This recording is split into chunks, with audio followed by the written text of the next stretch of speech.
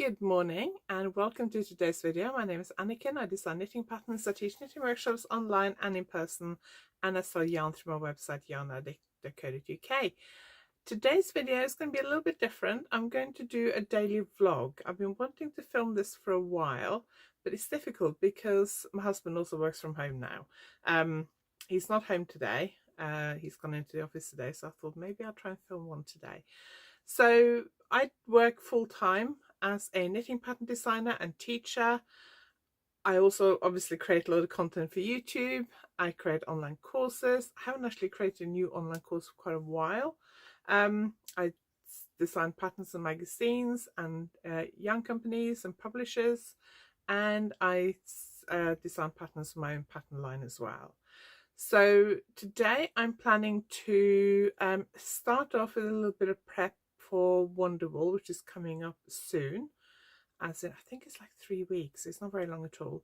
So I need to make a list of what I need to do before Wonderwall because I'm starting to panic a little bit. And then I'll probably do a little bit of work on my new online course, which is coming out soon-ish. I'd hoped to have it out in February. That hasn't happened. It's not going to happen in March either because I've still got stuff to do on it. Maybe April, although April is really busy. May, we're on holiday for a couple of weeks, so I'm hoping to get it out in May, but we'll see. I also need to tidy up because my room is just a tip at the moment. One thing I've been wanting to do for a while is actually go through my stash. So actually most of that is yarn that's in my online shop. That cubbyhole is stash. Those other three, the stuff at the top there is stash, and then there's more over there. So my shelves are kind of a mixture of stuff that's my personal stash and stuff that's in my online shop, and I want to make sure that those 4 cubby holes behind me are just stuff that's in my online shop really. I need to tidy up because and kind of de-stash a little bit, because I do have a lot of stuff in my stash that I've not touched for a long time. And I think it's a good idea to go through your stash regularly, maybe once a year or something, and kind of reassess what you have. And as I'm going to a show soon, I might be tempted to buy some yarn. I don't want to buy yarn if I feel like I've already got too much. Although I'm not going to the show primarily to buy yarn, so I may not buy anything. We'll see. That's the thing, because when you have a stall at a show, you don't always have that much time to go shopping. So that's what I'm hoping to do today. So this morning I'm going to start with some planning and then some work on my online course, and then I'm going to walk the dog, take a break, do some knitting, and then come back and try and film this stash video. So I want to go through my whole stash and decide what I'm going to keep, what I'm not going to keep. I also need to tidy up because, like, for example, this table, or it's a IKEA Kallax unit. It's like 4 cubby hole unit that the camera is sitting on is supposed to be clear, so I can take photos on there and I can store things like yarn for upcoming magazine designs and that kind of thing there. At the moment it's just got a load of stuff that's chucked on it. All my kind of leftover yarn, I used to store them in like smaller baskets so I could find them easier. They're all now in one of those big IKEA boxes over there. Hang on, there, one of those. So it means I can't find anything because it's really awkward to look through those. But I don't think I'm going to do that today, but I could do with going through my stash and just tidying that up today, and then film this stash video that I wanted to film for a long time. I'm trying to plan ahead a bit for April and May because I'm going to be away a lot. Next week my daughter's home and it's her birthday, so I want to take a bit of time off. And then we got Easter, and then I'm away for a few days, and then we got Wonderwall, and then there's bank holidays in May, so there's a couple of shorter weeks, and then we go on holiday again. Yeah, so the next couple of months are really busy, so I need to plan ahead a bit. If I'm going to stick to my schedule of posting a video every Thursday and every other Tuesday, I need to plan a bit of content ahead. I've got a few videos I've recorded, but I need to record some more this week and next week, and I also need to record some videos for my online course, so there's a lot to do. But anyway, first thing I'm going to start with is to fill up my diffuser. So I do like to diffuse essential oils because they support you emotionally, physically. They will kind of change the atmosphere in the room, wake you up if you're feeling a bit sleepy. So I'm going to do spearmint. That's one of my favourites. So 3 drops of spearmint, and then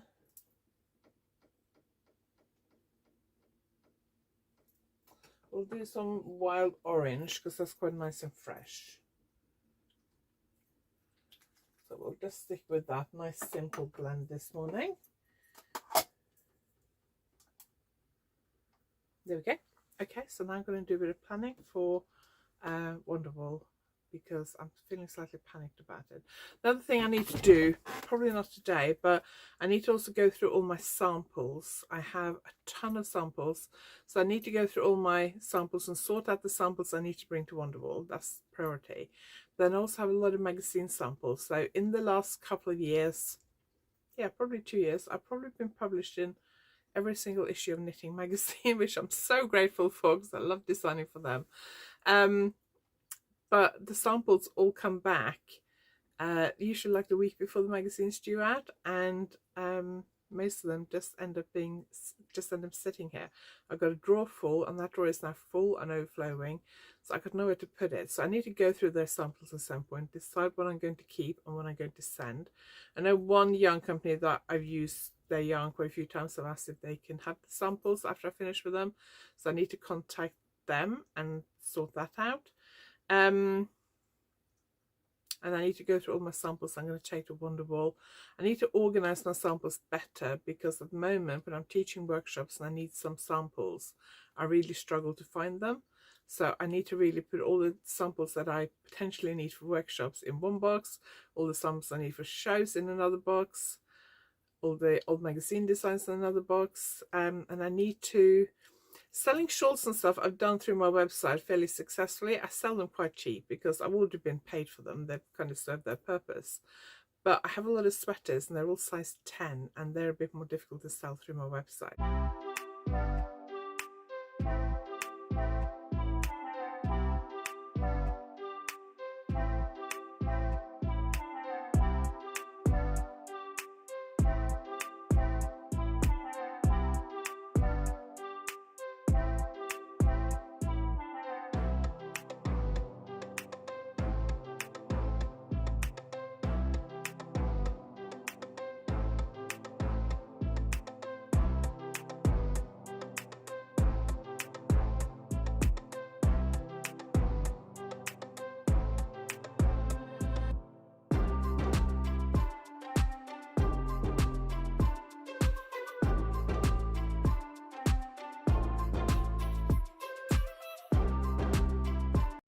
Okay, so I made my list in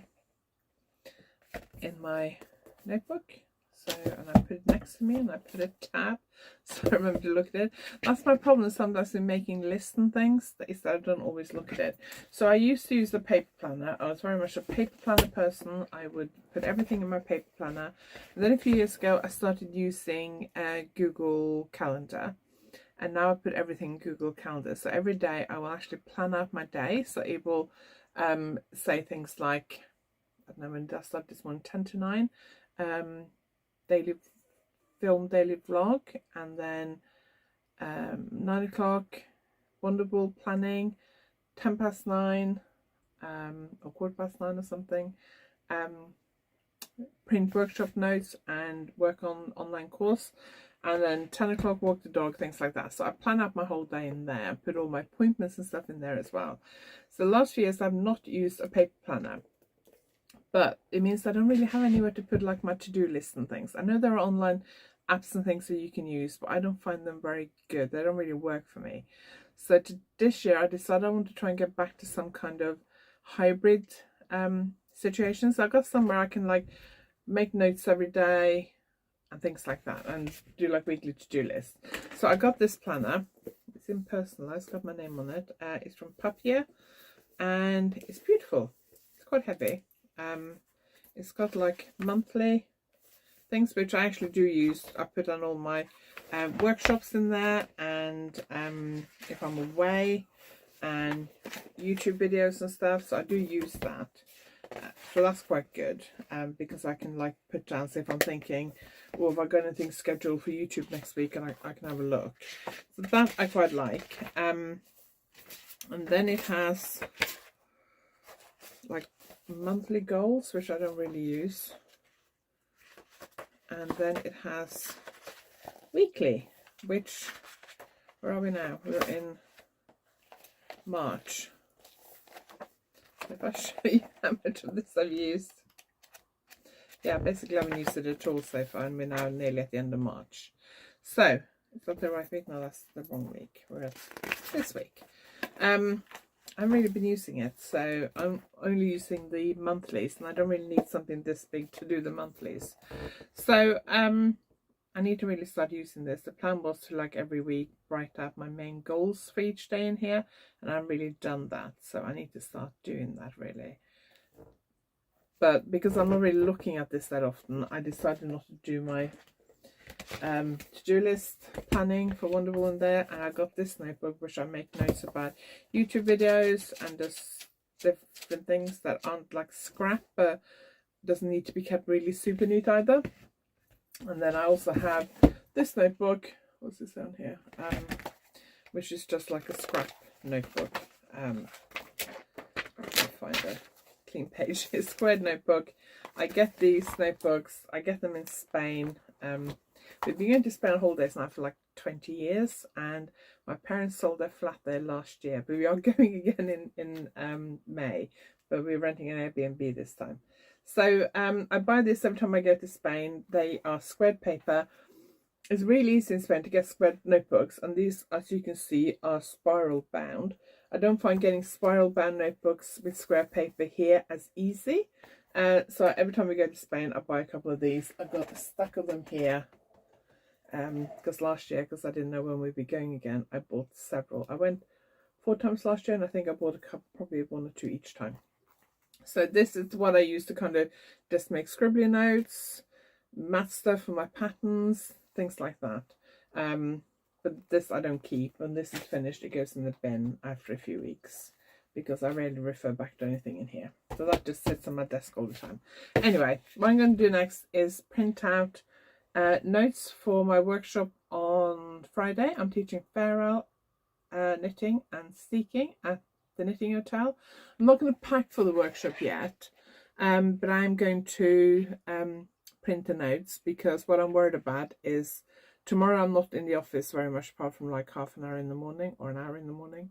And if I leave it till Thursday, I'm worried that if I have problems with my printer, which happens quite often, especially as our internet connection is a bit rubbish, I'm worried that if I have problems with my printer, and then it won't print, and then I'll be stressing out. So I decided it's best to print notes a few days before the workshop, and then also if I like run out of ink or anything unexpectedly, I got time to order that.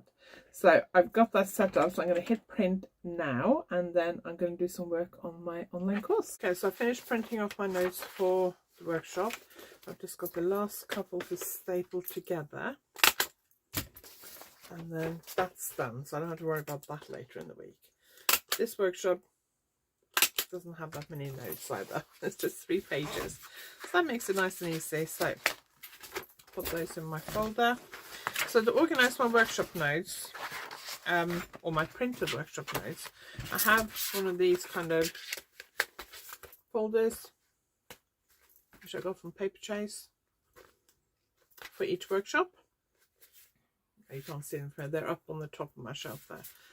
I need to go through those because I've got a lot of old notes for workshops I don't teach anymore, so at some point over the summer I need to go through those. I was going to do it last summer, and then I just never got around to it. So I've been printing those off so I can put those down ready for Thursday to pack them. And then I've been adding subtitles to my one of my brioche lessons for my online course. Now I use this program called, what's it called? Subtitle, ZUB title. I've used them for a while now, and only add captions to my online courses because it's so time consuming. So I want to make my videos more accessible. I want to make my online courses more accessible, but it's so time consuming. So some of my online courses have captions. Some have some with captions. My successful lace knitting course, I'm still working on adding captions to all the videos, but there are like 60 videos, I think. And I don't know how far I've got, but I am working on it. But I probably have been working on the captions for like 20 minutes. And in that time, I've edited 3 minutes. So the way this program works is it does the subtitles automatically, but then you have to go through and edit it. So I basically have to read through all of it, and sometimes I have to listen as well. So what I do is I go through it, where I try and just read through it because that's quicker. Some things I have to listen to because I don't know what I'm talking about. Basically, the way they kind of automatically pick up what you're saying doesn't always make sense. Yesterday there was one I was doing when I said stitches, and it sounded like I was saying bitches. That's too bad to say now. I probably won't get banned for YouTube for saying that. It's taken me some, it's been some quite a lot of ruder words at times, like the F word a couple of times. One of the ones it always does is pearlwise. It says pullwise, and obviously I say it's a brioche workshop, so I say pearlwise a lot, and it always puts it as pullwise. One thing it's done a few times in this video is I'm saying slip the stitch pearlwise, and it says slip the surgical wise. So I have to kind of read through everything. Pearl usually takes out the R and puts it as an L. I don't know whether it's my accent or what it is, but it is annoying. So it does take a lot of editing. So I would say probably to do a video probably takes 3 or 4 times as long as the length of the videos at least. So what I do is I read through it, and I have to listen to bits of it, but I try not to listen to all of it to make it a bit quicker. And then when I've finished, I go back and I listen to the whole thing, usually on slightly faster speed. So you can choose to do like 1.25, 1.5 speed, times 2 speed, things like that. So usually I do 1.25. So it's a little bit quicker, and basically listen through the whole thing and make any changes that I missed the first time. So it's quite time consuming. It's one of those things that it would be good to outsource, but also outsourcing stuff costs money. So it's kind of weighing up what's best, me spending the time doing it, which is also costing me money, obviously, because I could spend that time doing something else, or paying someone to do it. And sometimes I think it's best for me to do it because I know what I said, and I know what I mean. So I kind of am a bit of a control freak. Anyway, it is nearly 10 o'clock and it's time to walk the dog. It is horrible outside today. It's quite stormy. It was chucking it down earlier. I'm not sure if it's raining now, but it's quite windy outside. I think it's probably raining. Alfie does not like to go out in the rain, neither do I. Yesterday it was beautiful. It was really sunny and quite warm yesterday, so I thought, oh, spring's finally here, and now we got rain again. So not looking forward to going out, but we've got to do it. So I'm going to put my hair up because it's so windy, get Alfie, and then we'll go for a walk in the rain. Okay, Alfie is fast asleep on the, or he was fast asleep on the sofa. Then I came down. Does that look like a dog who wants to go walking? Should we go walking? Look, I've got a treat. Look, if you want a treat, you have to get off. Come on, you're gonna want the treat. Should we throw it out in the hallway and see if you go running and getting it? Go get it. Come on. Should we go walkies? Okay, we're back from our walk. We're very, very wet. It's a bit dark in there, but my trousers are soaked. Alfie's wet. He's just been rubbed down. Sit. Good boy. We did not enjoy it, either of us. Did we, Alfie? No, it was not much fun, was it? Completely soaked. Good boy. Oh, I'm going to sit on my hand, you silly boy. There, it's in my hand. Oh, there's the towel I used to dry. And that's the state of me after this walk. So I'm going to go upstairs and change, and everything is wet now. I sort my hair out and then take a break and do some knitting. So back from walking the dog and dried myself off. Alfie is asleep under this blanket. Well, he wasn't asleep, but he's under that blanket recovering from his traumatic walk. I'm going to do some knitting. After I work out, I always have a break and do some knitting for about half an hour to 45 minutes, depending on what I've got on. I had to go and blow dry my hair a bit because it was so wet, even though I was wearing a hat and carrying an umbrella. My hair was really wet. So let me show you what I'm knitting. So if you watched my last podcast, you will remember this.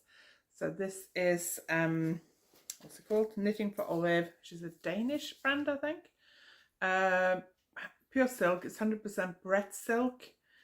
And I started saying about this in the last podcast, and then I kind of got sidetracked. But Brett silk apparently is like the waste that they get when they spin silks. It's like the, I guess, the lowest quality of silk. It has a matte finish rather than a shiny finish like most silk. Colour is Ballerina. I ordered some more yarn because I knew I wouldn't have enough. I only had 2, which I bought in Norway last time I was there. So I ordered some more and they came. I just measured it and I've done 35 centimeters. I need to decide how much longer I want it to get to the underarms. I also need to measure it properly, which means putting these stitches on stitch holders and actually mock blocking it, if you like. Actually give it a bit of a block, just to see how much it stretches out.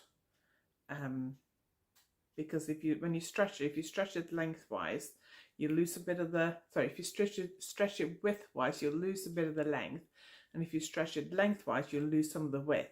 So I need to block it out to the right width and then see how long that makes it. But unblocked, just laid flat on the table like that, is about 35 centimeters.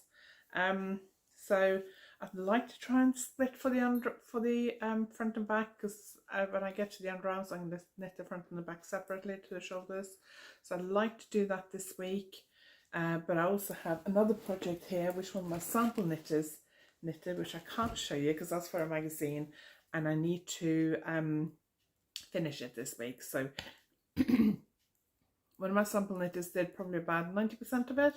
I want to actually block that as well before I put it back on the needles. It's on like stitch cord holders, and I want to actually block it before I put it back on the needles, because I want to make sure that it's the right size before I finish it. So I think I might do that at lunchtime, just to, I'm not going to block it as in get it wet, I'm just going to pin it out dry just to see roughly what size it is, so I can get a more accurate idea. But now I'm going to sit and watch telly for a bit and do a bit of knitting.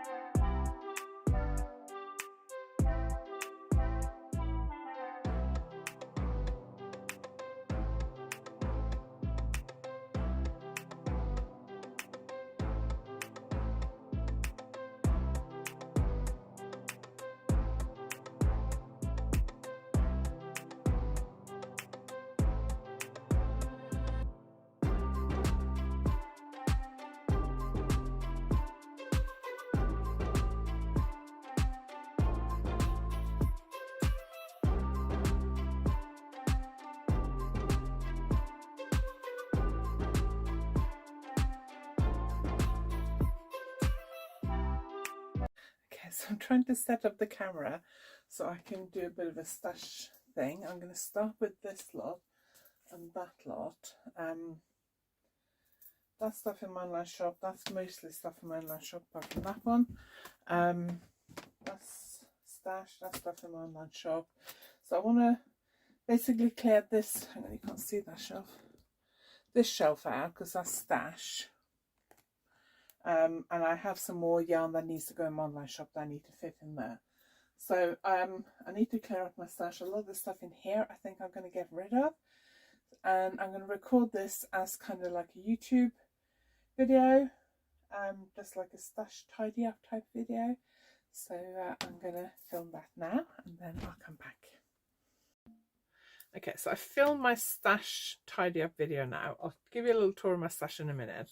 But I also, because of obviously moths and things, I have some of these from doTERRA, which is the essential oil company I use.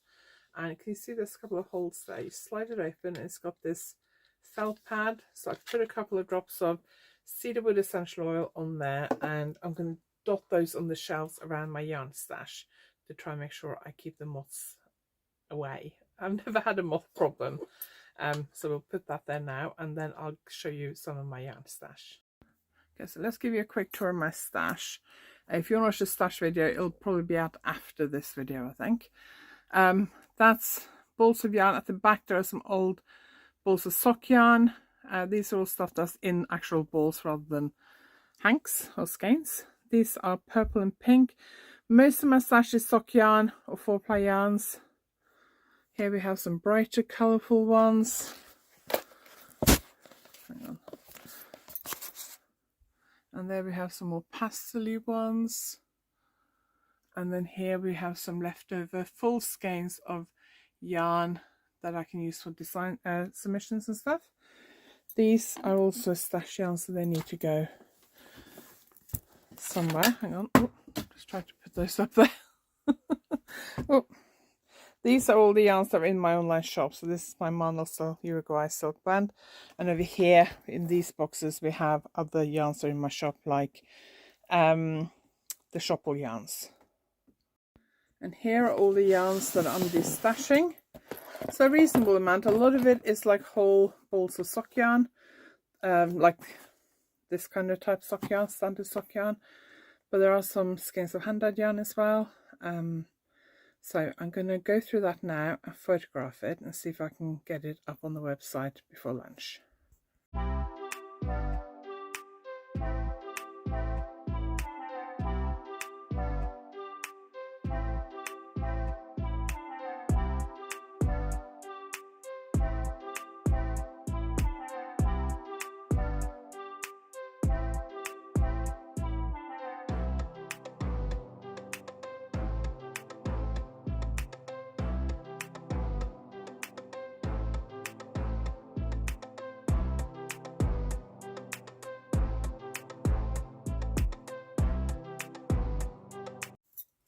So that last clip was me mock blocking a new design. My sample knitter knitted 90% of it, but she had to send it back to me for personal reasons, which is fine.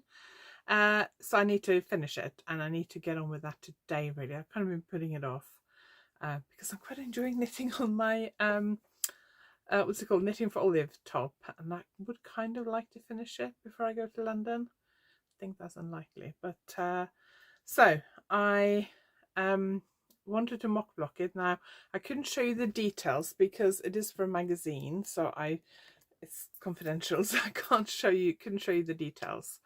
So when I mock block it, what I mean is I actually stretch it out dry. So it was on a stitch holder cord, and I stretched it out so that I could get accurate measurements. If you just stretch the length while it's on the needles, and you don't stretch the width, it may stretch out longer than you think it's going to be. The same thing if you just stretch the width but you don't stretch the length, because if you stretch the width it will get slightly shorter. If you stretch it lengthwise it'll be slightly narrower. So I want to get like an accurate idea. It's definitely wide enough. I'm a little bit worried that it might not be quite long enough, so I may add another repeat onto it. And then there's not a lot left to finish, so I might even get it done this evening. Tomorrow I'm out most of the day, or Thursday evening, so it should be done before the weekend hopefully, and then I can get it blocked properly and shipped to the magazine next week. I also had some good news. Check my emails just before lunch, and I have a new design submission for an exciting new project, which I'm not allowed to tell you anything about yet, so that's good. And it's a yarn I really like, and I submitted 2 designs, and this was the design I liked the most. I managed to list some of my yarns for my D-stash, and I've got a few more to list obviously. So I've listed, I don't know, probably like 10 skeins or something. So I don't know, I'm back kind of in my office after lunch a little bit later than I planned to, and I don't know whether to carry on listing the D-stash yarns and get that done today, or which would be good, because the quicker I can get, I was gonna not list them till the stash video is out, which won't be out till next week at the earliest, unless I edit it now and get it out on Thursday, which I could also do. Then I could photograph these and do that while I'm waiting for the video to kind of export, I think it's called.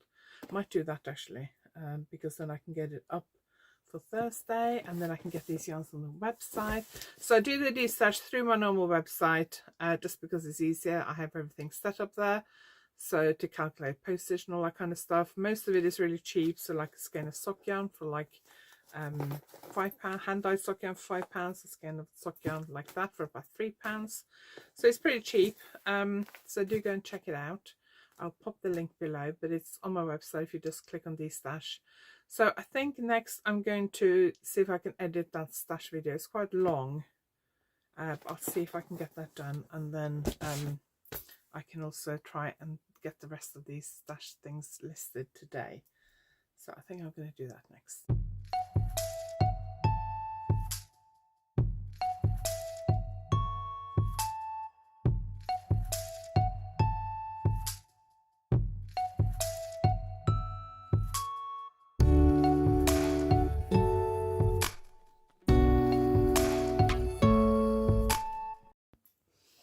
So thank you for joining me today. I hope you enjoyed this video and following me around for a fairly typical day.